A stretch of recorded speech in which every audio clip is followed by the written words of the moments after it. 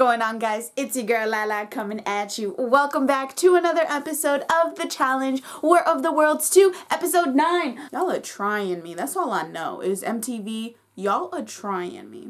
The UK has a team meeting and Theo and Georgia are trying so hard to get the team to stop siding with Polly and Cara. What they fail to realize is that your team is getting smaller and smaller and smaller, but they still have to vote in people from your side. You think that they're gonna keep you guys safe? They don't care about you. They're just saying, yeah, you'll get whatever you want. Whatever you want, we'll give it to you. We'll give it to you. I promise. It's the same thing that Wes says. Why is Wes more of a snake than the two of them are? Then we cut to another scene and the two couples, Cara and Polly and Tori and Jordan, are wrestling. And Tori's really kicking Cara's ass. I don't know what Polly's doing. He's like doing all of these weird ass flips, just getting out of like all this stuff, but like Jordan gets him in a headlock and stuff. And I don't know. I think Tori and Jordan won that one. But then Cara starts saying, you know, we're the power couple, and they just think that they're gonna come to this season and just like take our place. Our place? Polly, this is your third season. You haven't won a single final at all. At least Jordan in his second season won a final. He's 2 out of 4. This is your third and you have yet to win. Cara has won more finals than you could ever imagine. You have never even seen what a final looks like, what it feels like, what it tastes like. You have no idea how this delusional Cara, like, Cara, come back, come to the light, come this way. You guys are not a power couple. Sorry. That term is stupid. It's dumb. You're not a power couple. A power couple is when both win finals and both are really good players. And you're not. I'll give it to you, Cara. You're a great player. Not Polly. Go back to Big Brother or something. How about you just get off the TV? Nobody wants to see you anymore. People are really paying this character to be on a show. Cam and Leroy are getting back together. And, you know, it's like the whole banter of the back and forth of like, no, I don't like you. No, I don't like you. No, you're mean to me. No, you're mean to me. And CT's like, cut the bullshit. You really like him. And he really likes you. Except he's not willing to open up as fast as you want him to. So now you're mad. Stop being mad because you're still here. If you guys didn't want to be together, you wouldn't be here doing this right now. So get it together. Well said, CT. Well said. Dee really overexhausted herself. She was saying that Tori is really fast when she's running and she feels like she just needs to catch up to her. I think Dee's problem is she's at a point right now where she is trying to be like everyone else. She's trying to really find herself, and in finding herself, she's trying to be other people as well. So, you know, Tori's a really fast runner. I gotta be fast. You know, Rogan likes this kind of girl. I'm gonna be this kind of girl for him. I'm gonna have his back and da-da-da. You don't even know what his favorite color is. Why are you having his back on a challenge? I don't understand. It's his first challenge. It's the same when like Kyle's first challenge and Cara was like, Cara literally got him to the final. Why? He don't owe nothing to you. He don't even like you that much, clearly. So Dee gets transported to the hospital. She is severely dehydrated and overexhausted. And Ninja was there every step of the way. The same Ninja that you yelled at last episode and said that she was not your real friend and she's a fake bitch. We get to the challenge. Thank goodness Dee comes back so she can participate. And there is this ginormous storage container that is in the middle of the field. They're going to have 2 heats, guys and girls. And inside the storage container, there are 2 separate puzzles, one for each team. The point is just to figure out the puzzle, get it done. You have 15 minutes to do it. Fastest team, overall time, wins. The boys go first, and they sucked. Now, they were also trying to play dirty, and I think this is where Turbo just doesn't understand, and that's fine because this is his first challenge being with a team. Last season, it was just him and Nani, and he didn't really have to compete with anybody else and have other personalities on a team because it's just him and Nani, and they got along so well. This season, you know, all these guys and all their egos, Josh comes over and throws a ball at his head, just trying to be funny and playful, and you know, it's a challenge. Like, they're gonna try and mess you up as much as possible. And Turbo's like, why did you hit me in the head? Don't hit me in the head. Da-da-da-da. Like, he just doesn't understand that it's a game and that's fine. And I really hope that as the season goes on, he kind of like lets it go a little bit more. I'm not saying you should allow anyone to disrespect you at all. No, that's not what I'm saying. But what I'm saying is like, if it's in the game, like all's fair in love, war, and challenges, you know what I mean? It's okay to get a little dirty. And you want to be a little dirty too? Do it. You know, like if they do it first, go ahead, do it right back. So the guys sucked. They lapsed at 15 minutes. No one completed it. And then it's the girls' turn. And the girls were being just so nice to each other. They're like, oh, I'm sorry. Oh, excuse me. Oh, apologies. And they lapsed as well. So they fucking sucked. Then TJ says, all right, guys are going to go back and we're going to try again.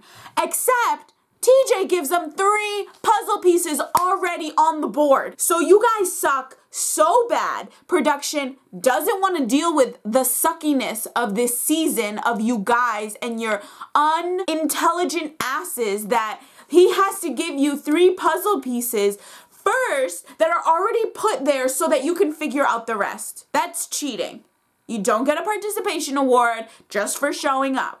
Either you win or you lose. So the fastest team to do it was USA, which was bullshit, which means they win again. And they were celebrating so hard. Guys, you should be really ashamed of yourselves. You didn't actually complete it. You're so dumb that you couldn't do it the first time. And the second time they needed to help you. That's like starting a marathon on mile 13 and a half. The marathon is 26.2 miles. Why are you starting at mile 13? That doesn't make sense. You guys sucked. That was pathetic. This was a pathetic ass challenge I watched. It was so bullshit. So the tribunal, they decide Josh is speaker and he picks Leroy and Ninja. Automatically, I knew that was the worst decision ever because if you want someone to be on your side, you should pick people that are on your side. Ninja is not on your side. She's Team Polly and Cara. Leroy jumps from fence to fence. He's not on your side and you really have to convince him, and if he feels like he's playing your game, he's not going to do it. So right off the bat, I knew that this tribunal was going to be absolute bullshit. We get to nominations and they immediately start picking on Idris, saying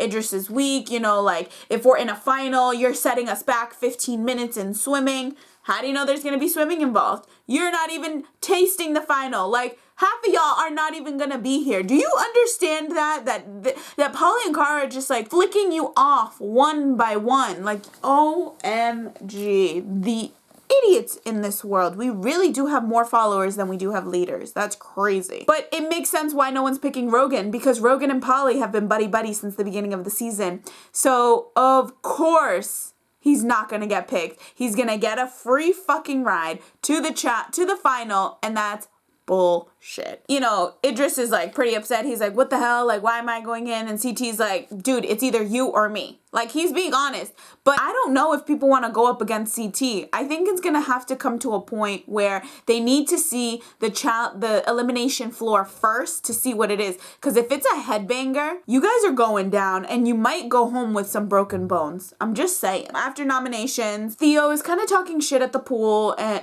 to Polly, saying like, he was like punching the air. He's like, oh yeah, keep working on that right hook, blah, blah, blah. And Ninja in the confessional is like, I don't know why Theo thinks like he's all high and mighty this season.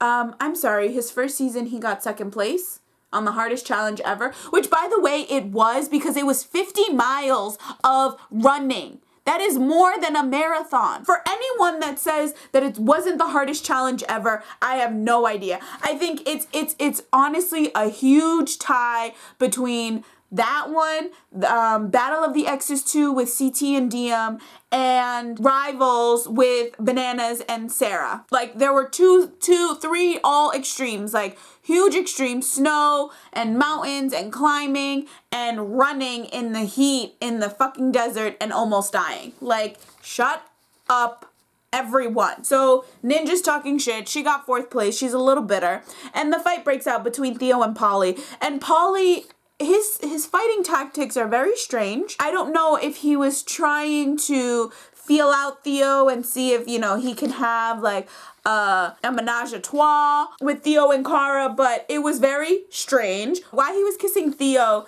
during this fight is like, I don't get it. Like, why you gotta be in my face? The first thing I would have done is like put my hand on your face and shoved you because you're in my bubble. Get away from my bubble. This is my bubble. So that shit was hilarious. Everyone was actually laughing. And then Jordan is like, listen, maybe I should just be put into elimination and go up against whoever and then be a turncoat. I'm gonna go to the UK side and CT and I will fucking demolish the US side and we will win and I will teach these underdogs how to win properly. That sounds like a really good idea. I don't know if they'd ever put you up for elimination like that because they're too afraid for you to go home because you really are a good competitor. We get to the proving ground and again, another fight breaks loose. This time Josh, and I'm on Josh's side this episode. You know, he's really upset. He's like, everybody's playing in Polly and Cara's game. That's bullshit. Like, you know, Ninja says Theo because she thinks, you know, he's the best and she has to pick him. And then so does Leroy. So it leaves Josh outnumbered. And I knew it from the beginning. He shouldn't have picked her. He shouldn't have picked those two to be in the tribunal. That was such a bogus move. I get it might have been pre-planned, but he should have been smarter as speaker. He could have been like, I picked these two. I would have picked Nani and I would have picked Tori. I know Nani's gonna be on my side and I know Tori's gonna be on my side. During the fight, Polly is like calling Josh a bitch, a little bitch, a crybaby big brother bitch. I don't know why he keeps bringing up Big Brother as if he wasn't on Big Brother as well. So chill out, bro. You're not the challenge just yet. Like, you're not the face of the challenge. I highly doubt you'll ever be the face of the challenge, quite honestly.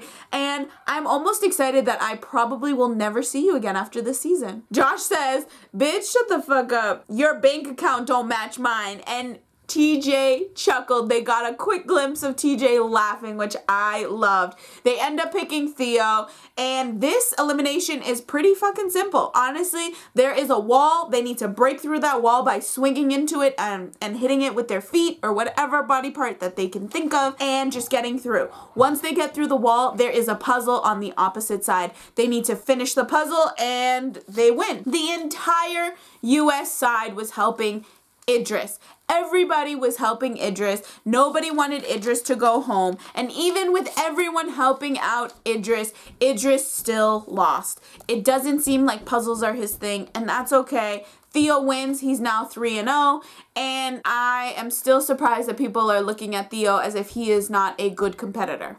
Because he is. So they need to stop with that. We get back to the house and usually this never happens. Usually we just end right at the proving ground, but we get to the house and this is the argument that's been brewing. And you know, Jordan and Cara are kind of throwing digs at each other. And Cara just snaps and says, you know what, Jordan, like, I'm sick and tired of having to prove myself to you or anyone for that matter. Like, why does anyone need to prove themselves to you? Like, you are no one. I have more wins than you. I've won more eliminations and daily challenges than you. Like, why do I have to prove myself? I get it. This is a team challenge, but I'm doing everything that I need to be doing. And you're calling Turbo a weak person because he did. So I rewatched it and I was like, are they starting drama or did Jordan actually say this? Jordan says, so we're going to keep the weakest links on our team to the final. Cara goes, who? And he goes, Turbo. It's like, Turbo won the hardest challenge ever. What are you talking about, Jordan? He's like, well, you know, he said he was dying in the container. I'm sure that's not what he meant. I'm sure him saying like, I can't means like, dude, I'm fucking tired. We're in a storage container. There's no air. I can't breathe. That's normal. Anybody would feel like that. Does that mean that he's weak? Absolutely not. Why you would think that?